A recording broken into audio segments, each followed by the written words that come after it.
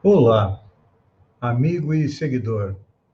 Seja bem-vindo à nossa live diária da Reflexão Matinal, onde eu convido você para irmos em direção ao nosso coração, para lá, como jardineiros espirituais, elevar templos às nossas virtudes, fazendo-as crescer, florescer e frutificar, pois são elas que nos alimentam, nos impulsionam nessa longa jornada em busca da felicidade.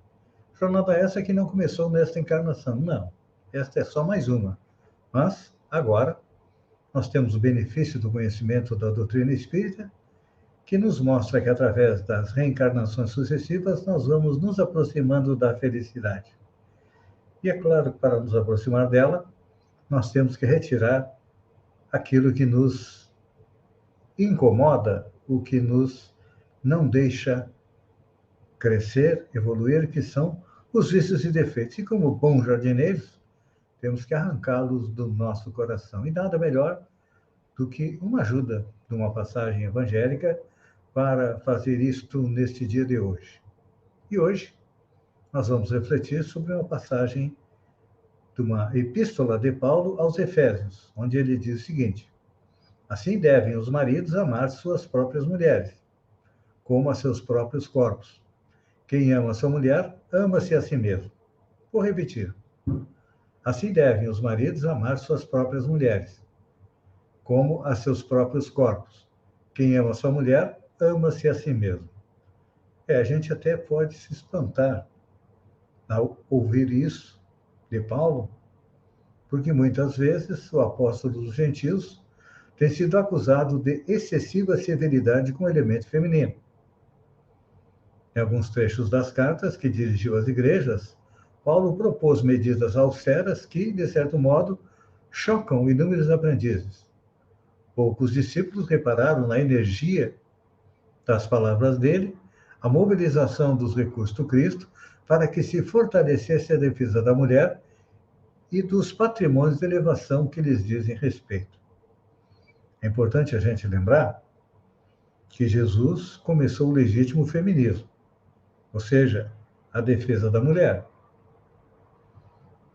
Isso porque, naquele tempo, para os judeus, as mulheres era algo que podia ser até desprezado, repudiado. Não era um igual.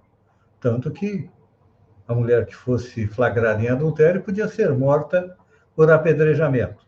E o homem que fosse flagrado em adultério não tinha nenhuma punição. Então, Jesus e Paulo começam a defesa da mulher. E olha, e não só no judaísmo. Nos outros segmentos religiosos da época, a mulher não passava de mercadoria, condenada ao cativeiro.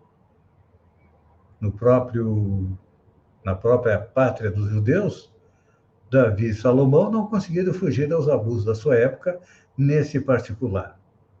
Já o Evangelho, porém, inaugura nova era para as esperanças femininas. Nele, nós vemos a consagração da mãe de Jesus, a sublime conversão de Madalena, a dedicação das irmãs de Lázaro, o espírito abnegado das senhoras de Jerusalém que acompanharam Jesus até o instante extremo.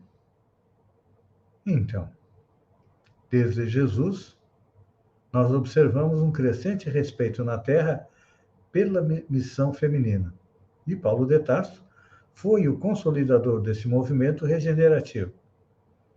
Apesar da energia áspera que assinala as palavras, procurava levantar a mulher da condição de aviltada, confiando-a ao homem na qualidade de mãe, irmã, esposa ou filha, associada aos seus destinos e como criatura de Deus igual a ele.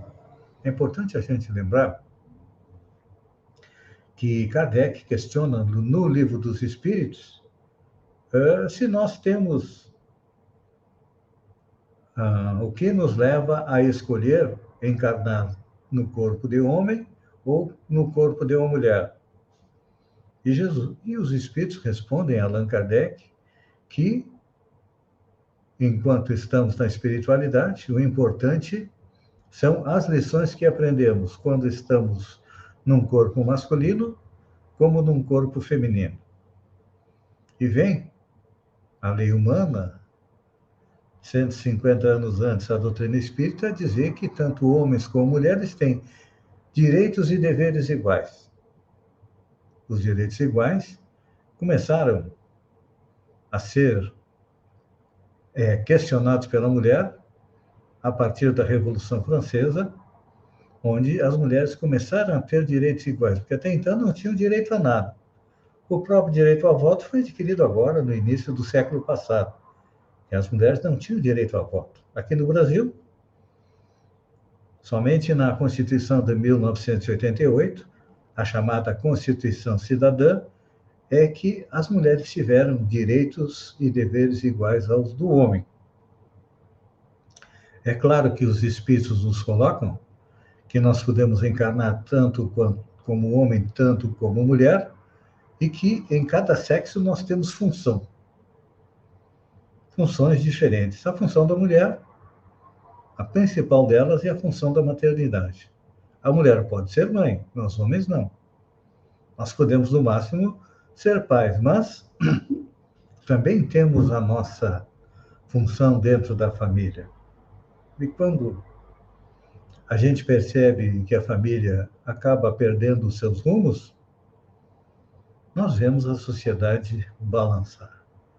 Temos notado isso nos tempos atuais, em que há muita intolerância, há muita violência, há muito desamor, e isso é um reflexo daquilo que falta nas nossas famílias, que é a união, é os dois, o pai e a mãe, trabalharem para fazer com que aqueles espíritos que vêm até nós na família, como filhos, merecem toda a atenção, todo o carinho e todo o amor.